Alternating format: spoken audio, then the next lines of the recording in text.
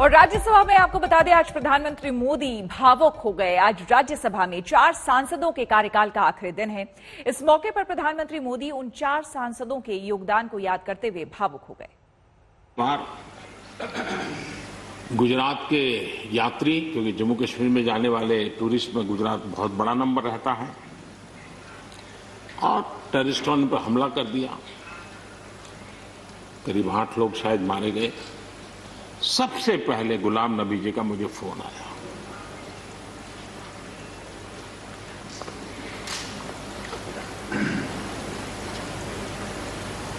और वो फोन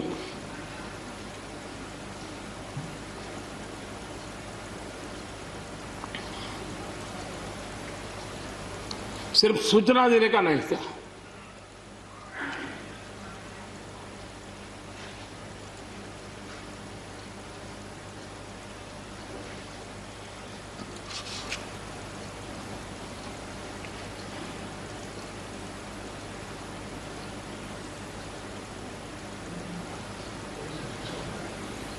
उनके आंसू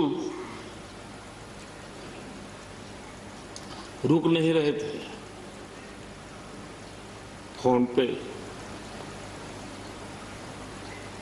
उस समय प्रणब मुखर्जी साहब डिफेंस मिनिस्टर थे। मैंने उनको फोन किया।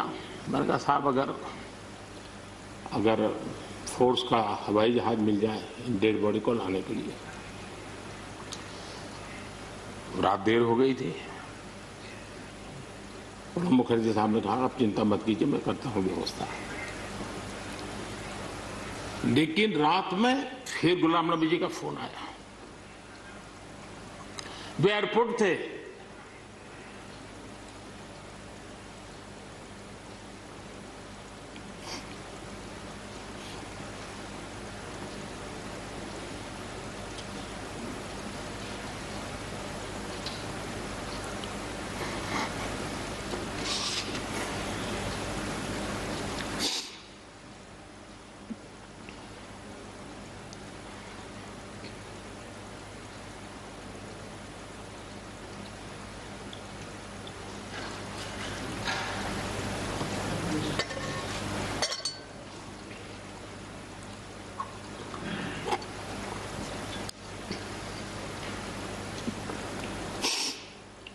सॉरी, उस रात को एयरपोर्ट से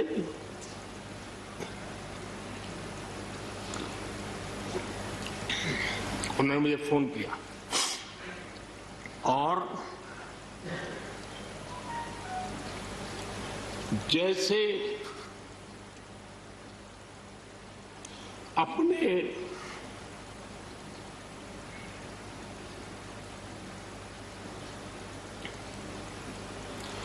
परिवार के सदस्य की चिंता करें,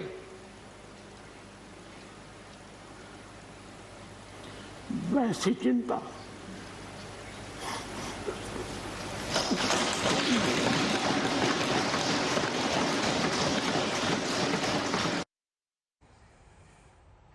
और आपको हम 3 तस्वीरें दिखाते हैं जब प्रधानमंत्री मोदी भावुक हुए थे। आज राज्यसभा में वो भावुक हुए। उससे पहले जब सेंट्रल हॉल पहली बार जब वो आए थे, उस वक्त भी वो भावुक हो गए थे।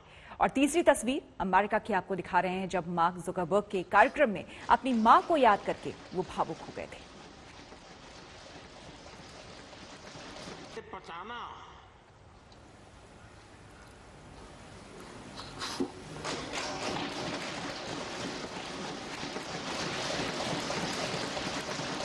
पचाना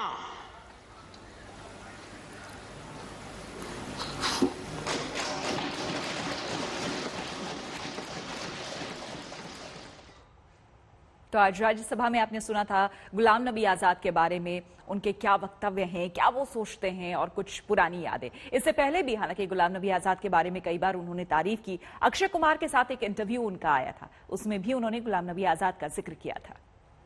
तो ऑपोजिशन पार्टी में आपके कोई दोस्त हैं? बहुत दोस्त हैं, बहुत अच्छे दोस्त। आप अभी भी उनके साथ कभी चाय पीना? बहुत अच्छे दोस्त हैं। हम लोग साल में 1-2 बार साथ खाना भी खाते हैं। अच्छा। हाँ, अब बेकार वो फॉर्मल होता है, क्योंकि हम तो कैमरा में देखते हैं, हम तो मीडिया के साथ, मीडिया जो दिखाती है हम तो वही देखते हैं, हमको तो पता ही होता है। बहुत पहले की बात है, जी। तब तो मैं मुख्यमंत्री भी नहीं था, नहीं किसी काम से मैं शायद पार्लियामेंट गया था, और गुलाम नबी आजाद और मैं बड़े दोस्ताना अंदाज में गप्पे मार रहे थे। फिर हम बाहर निकलते तो मीडिया वालों ने पूछा, कह रहे यार आप लोग इतने पक्के दोस्त मार रहे हो, फिर तुम तो बोले आरएसएस वाले हो, गुलाम नबी से तुम्हारी दोस्ती कैसे है? हाँ। तो फिर गुलाम नबी ने अच्छा जवाब दिया। हम दोनों खड़े थे, बोला देखो भाई बाहर जो आप लोग सोचते हो ऐसा नहीं है, शायद एक फैमिली के रूप में हम लोग जितने जुड़े हुए हैं सभी दल के लोग, हाँ। वो शायद बाहर कल्पना नहीं कर सकते। अमेरिका की नई सरकार भी भारत को मजबूत और भरोसेमंद साथी मानती है। ये बात प्रधानमंत्री मोदी की अमेरिकी राष्ट्रपति जो बाइडेन के साथ पहली बातचीत से साफ हो गया है। अमेरिका ने आतंकवाद से लेकर दुनिया के दूसरे बड़े मुद्दों पर भारत के साथ मिलकर लड़ने की इच्छा जताई है। हिंद प्रशांत क्षेत्र में भी अमेरिका भारत के साथ मिलकर काम करेगा।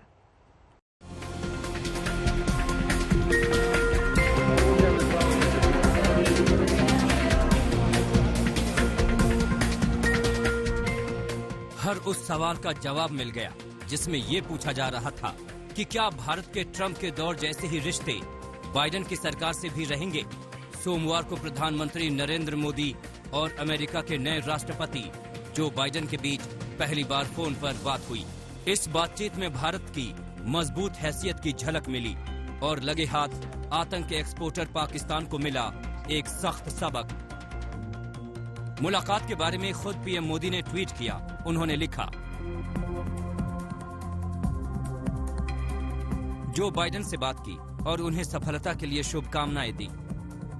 हमने क्षेत्रीय मुद्दों, साझा प्राथमिकताओं पर चर्चा की। हम जलवायु परिवर्तन के खिलाफ अपने सहयोग को आगे बढ़ाने पर भी सहमत हुए। अब इस टेलीफोनिक बातचीत का सबसे अहम पहलू जिसने पाकिस्तान की नींद जरूर उड़ाई होगी, आतंक पर चोट करेंगे भारत अमेरिका, मिलकर लड़ेंगे आतंक के खिलाफ जंग। व्हाइट हाउस से जारी बयान में साफ कहा गया है कि अंतर्राष्ट्रीय आतंकवाद के अभिशाप के खिलाफ भारत अमेरिका मजबूती के साथ खड़े हैं। आतंक के आका पाकिस्तान के लिए ये संदेश इस बात को समझने के लिए काफी है कि उसके नापाक खेल पर आगे भी नकेल लगती रहेगी। पीएम मोदी और बाइडेन के बातचीत में कई और अहम मुद्दों का जिक्र हुआ। मसलन जलवायु परिवर्तन पर अपने सहयोग को आगे बढ़ाएंगे, कोरोना के खिलाफ मिलकर लड़ेंगे और ये जंग जीतेंगे, अंतर्राष्ट्रीय इकोनॉमी को फिर मजबूत करेंगे, भारत प्रशांत क्षेत्र की शांति और सुरक्षा सुनिश्चित करेंगे। इसके लिए अपनी रणनीतिक साझेदारी को मजबूत करेंगे, अंतर्राष्ट्रीय चुनौतियों को लेकर संपर्क में रहेंगे। इस बातचीत से साफ है कि भारत बाइडेन के दौर में भी दुनिया के सुपर पावर का सबसे भरोसेमंद और रणनीतिक साझेदार बना रहेगा। आज तक ब्यूरो। क्या देश के समर्थन में ट्वीट करना महाराष्ट्र सरकार को अपराध लगता है? महाराष्ट्र के गृह मंत्री अनिल देशमुख, जो कि खुद कोरोना क्वारंटीन में हैं, अनिल देशमुख जूम कॉल में बैठकर तुरंत एक आदेश देते हैं। कहते हैं कि जांच करो, सचिन, लता मंगेशकर, अक्षय कुमार ने जो देश के समर्थन में ट्वीट किया है वो किसके दबाव में किया है।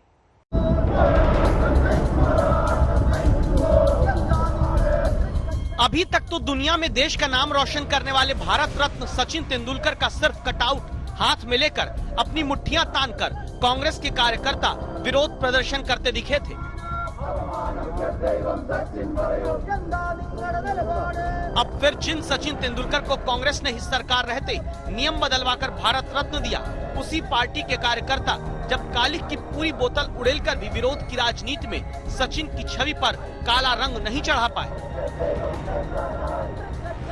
तो अब सबसे बड़ी खबर यह है कि ग्रेटा थनबर्ग, रिहाना जैसे विदेशियों के भारत के अंदरूनी मामले में दखल देने के खिलाफ देश के साथ एकजुटता दिखाने वाले सचिन तेंदुलकर, लता मंगेशकर, अक्षय कुमार, साइना नेहवाल, कंगना रनौत, विराट कोहली, अजय देवगन, सुनील शेट्टी के सोशल मीडिया पोस्ट की जांच महाराष्ट्र की शिवसेना, कांग्रेस, एनसीपी की सरकार कराने जा रही है। तो सवाल उठता है कि अगर सचिन तेंदुलकर विदेशी प्रोपेगेंडा के खिलाफ देश के समर्थन में आवाज उठाते हैं और लता मंगेशकर भारतीय होने के गर्व को महसूस कराते हुए देश के मुद्दे देश में हल करने की बात कहकर विदेशी दखलंदाजी पर भारतीयों की एकजुटता को ट्वीट करती है, तो क्या यह अपराध है?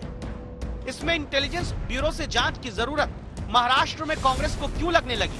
इस सवाल को लेकर हम पूरे मामले की शिकायत करने वाले कांग्रेस नेता सचिन सावंत तक पहुंचते हैं। कुछ सेलिब्रिटीज के ट्वीट्स जो आए, तो कोई व्यक्तिगत स्तर पर कोई टिप्पणी देता है, कोई सेलिब्रिटी भी हो, उसको अधिकार है, तो उसमें कोई आपत्ति होने की बात नहीं है। लेकिन अगर उस ट्वीट का टाइमिंग देखे, उसका कंटेंट देखे और उसकी एक पृष्ठभूमि देखे, तो पूरी तरह से ये दिखाई देता है कि कोई स्क्रिप्ट तैयार करके उनको दी है या नहीं। क्योंकि बहुत सारे ट्वीट्स में एक ही शब्द इस्तेमाल किया हुआ दिख रहा है, वो एमिकेबल शब्द है, कॉमन शब्द है। दूसरी ओर उसमें समानता दिखाई तो दे रही है, लेकिन कुछ अहम ट्वीट जो हैं, जैसे अक्षय कुमार जी जो बॉलीवुड के स्टार हैं और साइना नेहवाल जो हमारी आदर्श है, युवाओं के आदर्श है, स्पोर्ट्स स्टार हैं, देश का नाम रोशन किया, उनके ट्वीट में शब्द और शब्द समान है। तो ये क्यों हुआ है? कि क्या इनको कोई स्क्रिप्ट दी गई थी? निश्चित तौर पर इसका जो संदेह है, इसको पुष्टि मिलती है। लता दीदी के ट्वीट की महाराष्ट्र की सरकार जांच करेगी। लता दीदी, सचिन तेंदुलकर, इनका कहना कि भारत अपनी एकता को अखंड रखते हुए सारे विश्व को अपनी एकता का परिचय दे, यह ट्वीट करना क्या अपराध है? सेलिब्रिटी पर दबाव की जांच करनी है या मकसद देश के लिए ट्वीट करने वाले सचिन, लता मंगेशकर, अक्षय कुमार, सुनील शेट्टी, साइना नेहवाल जैसे सितारों पर जांच बैठाकर खुद अपनी सियासत का दबाव बनाना है? भारत रत्नों की जांच की बात करते उनको शर्म नहीं आती। ईमानदारी से कहूं तो जांच की मांग करने वाले और जांच का आदेश देने वालों की दिमागी हालत की जांच होनी चाहिए।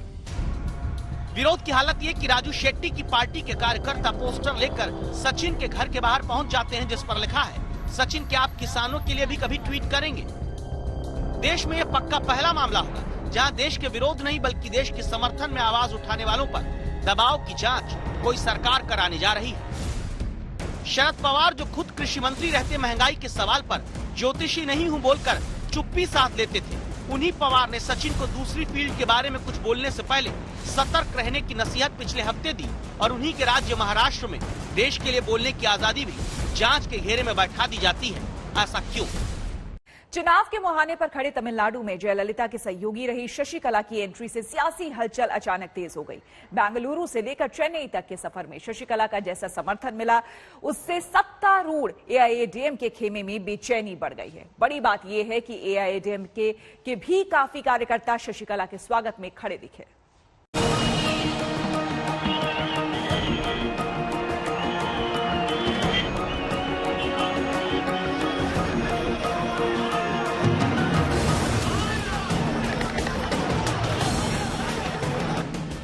चुनाव के मुहाने पर खड़े तमिलनाडु में ये नई और धमाकेदार एंट्री है।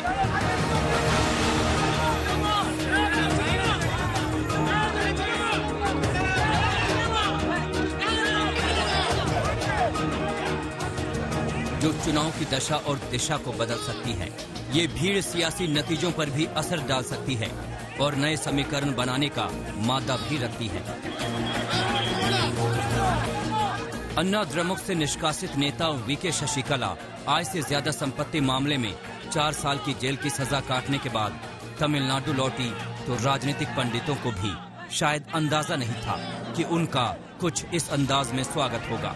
कर्नाटक की सरहद लांघकर उनके काफिले ने जब तमिलनाडु में कदम रखा तो हजारों की भीड़ पलक पावड़े बिछाए उनका इंतजार कर रही थी।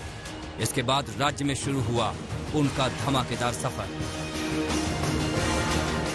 आदमकद पोस्टरों से जयललिता के साथ शशिकला अपने भतीजे टीटीवी दिनाकरन के साथ दिख रही थी। पूरे रास्ते हजारों समर्थक उन पर फूलों की बारिश कर रहे थे। कई जगह अन्ना द्रमुक कार्यकर्ताओं ने भी स्वागत किया और तमिलनाडु की धरती पर कदम रखने के चंद घंटों के बाद ही शशिकला ने अपने इरादों का इजहार कर दिया। इरादा सियासत में वापसी का।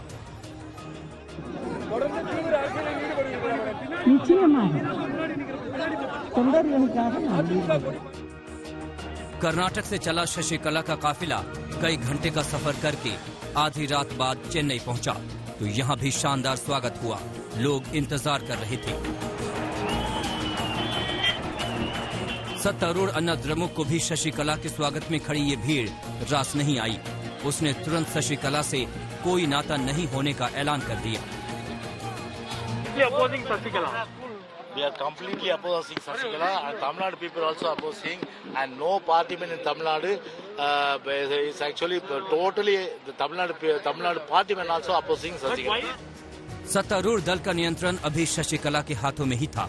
आज उसी पार्टी से उनका आमना सामना है। अब देखना ये है कि चिन्नम्मा के नाम से मशहूर शशिकला की दूसरी सियासी पारी किसके समीकरण बनाती है और किसके बिगाड़ती है। बेंगलुरु से नोलन पिंटो के साथ चेन्नई से गोपी कृष्णन, आज तक। नबी आजाद बोल रहे हैं। तो मैं उसका फायदा उठाना चाहता हूं, वरना अगर मैं इतने 41 साल के इस अनुभव को अगर कहना चाहूंगा तो बहुत समय लगेगा, कई हफ्ते महीने लगेंगे। लेकिन शुरू में करूंगा जिस बात से मैंने पॉलिटिकल कैरियर शुरू किया है, स्टूडेंट लाइफ। और कश्मीर में, जम्मू कश्मीर में मेरा, हालांकि मैं जम्मू से हूं, लेकिन मेरा डिस्ट्रिक्ट में शमशेर सिंह जी जानते हैं, मुस्लिम मेजॉरिटी डिस्ट्रिक्ट, उसका असर कश्मीर का ज्यादा होता है, जम्मू का कम असर पड़ता, विशेष रूप से मुस्लिम्स में। और उसके बाद कॉलेज और यूनिवर्सिटी तो मैं कश्मीर में ही पढ़ा, और गांधी को पढ़ता था मैं, नेहरू को पढ़ता था, मौलाना आजाद को पढ़ता था, इन तीन की। तो जो मैंने सीखा है देशभक्ति का स्कूल से लेकर, और वो देशभक्ति आज उन नौजवानों की नजर में जो सियाचिन में है, जो जम्मू कश्मीर में कई दशकों से है, ठंड में है, बर्फ में है, उनके नाम से शुरू करता हूं मैं। खून की मांग है इस देश की रक्षा के लिए, खून की मांग है इस देश की रक्षा के लिए। मेरे नजदीक ये कुर्बानी बहुत छोटी है, दे दो।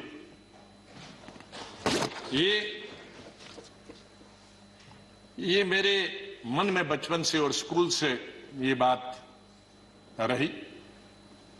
और जब मैं कश्मीर के सबसे बड़े college SP college, Shri Pratap college में पढ़ता था, मुझे याद है वहां 14 अगस्त भी मनाया जाता था और 15 अगस्त भी मनाया जाता था हमारे कॉलेज में। और 14 अगस्त तो आप जानते हैं किसके लिए मनाया जाता, और मेजॉरिटी उनकी थी जो 14 अगस्त को मनते, और बहुत कम माइनॉरिटी थी दर्जन के अंदर, जिसमें मैं भी था और मेरे दोस्त थे जो 15 अगस्त में स्टाफ के और प्रिंसिपल के साथ रहते थे। और उसके बाद हम एक हफ्ता कॉलेज नहीं जाते थे क्योंकि पिटाई होती। तो उस वक्त से निकलकर हम इस सोच के आए हैं जिस सोच में आज हम सब हैं। और मुझे खुशी है इस बात की कि इस सोच को बहुत सारे लोगों ने, और मैं बधाई देता हूं दूसरी पार्टीज को भी, वहां नेशनल कॉन्फ्रेंस हो, पीडीपी हो, बीजेपी तो शुरू से ही कौमी धारा की पॉलिटिक्स में थी, वो भी आहिस्ता आहिस्ता बड़े पैमाने पे आए और कश्मीर आगे बढ़ा। मेरी हमेशा ये सोच रही कि हम बड़े खुशकिस्मत हैं, जन्नत हिंदुस्तान ही। मैं तो आजादी के बाद पैदा हुआ, लेकिन आज गूगल के जरिए मैं पढ़ता हूं, देखता हूं, सुनता हूं, यूट्यूब के जरिए पढ़ता हूं। मैं उन खुशकिस्मत लोगों में हूं जो पाकिस्तान कभी नहीं गया, लेकिन जब मैं पढ़ता हूं कि वहां किस तरह के हालात हैं पाकिस्तान के अंदर, तो मुझे गौरव महसूस होता है, मुझे फख्र महसूस होता है कि हम हिंदुस्तानी मुसलमान हैं। और बल्कि अगर मैं आज कहूंगा विश्व में किसी मुसलमान को अगर गौरव होना चाहिए, वो हिंदुस्तान के मुसलमान को गौरव होना चाहिए। हमने इन पिछले 30-35 सालों से अफगानिस्तान से लेकर ईरान, इराक से लेकर और कुछ सालों पहले से देखे कि किस तरह से मुस्लिम देश खत्म हो जा रहे हैं एक दूसरे के अंदर और एक दूसरे से लड़ाई करते हुए। वहां हिंदू तो नहीं है, वहां कोई क्रिश्चियन तो नहीं है, वहां दूसरा तो नहीं है जो लड़ाई कर रहा है, आपस में लड़ाई कर रहे हैं। और जो कल्चर है, हमदर्द तो लोग पाकिस्तान के बहुत है, सुनने में आया है, मैं कभी गया नहीं, लेकिन जो समाज में बुराइयां हैं, दूसरे मुल्क के बारे में नहीं कहना चाहिए, लेकिन हम गौरव से ये कह सकते हैं कि हमारे मुसलमानों में वो बुराइयां खुदा न करे कि कभी भी लाए, तो आज हम गौरव से ये कह सकते हैं। लेकिन यहां मेजॉरिटी कम्युनिटी को भी 2 कदम आगे बढ़ने की जरूरत है, तभी मेजॉरिटी कम्युनिटी 10 कदम आगे बढ़ी। मेरी हमेशा यह सोच रहेगी, पता नहीं शमशेर सिंह जी ने मेरी कश्मीर की चीफ मिनिस्टर बनने के बाद पहली पब्लिक मीटिंग के बारे में कभी सुना है कि नहीं।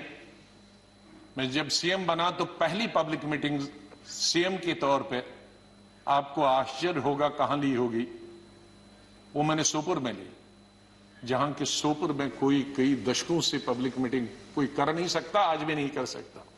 शहर में तो नहीं की, लेकिन उसी कॉन्स्टिट्यूंसी में की, जहां गिलानी साहब हैं, जो गिलानी साहब वहां से 3 दफा एमएलए चुन के आए। और उस पब्लिक मीटिंग में मैंने क्या कहा था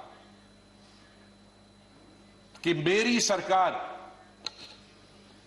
जम्मू कश्मीर के लोगों की सरकार होगी, और अगर मेरी सरकार का कोई मंत्री धर्म की बुनियाद पर, मजहब की बुनियाद पर और पार्टी की बुनियाद पर इंसाफ करेगा तो मुझे शर्म आएगी कि ऐसा मंत्री या ऐसा अफसर मेरे साथ काम कर रहा। तो मैं उसी सोच का हूं कि जहां भी जाएं मुझे प्यार मिला लोगों का, बहुत प्यार मिला। आनंद शर्मा जी ने जैसे बताया, शरद जी ने जैसे बताया कि उनको तो बहुत अरसे से जानता, मुझे सौभाग्य मिला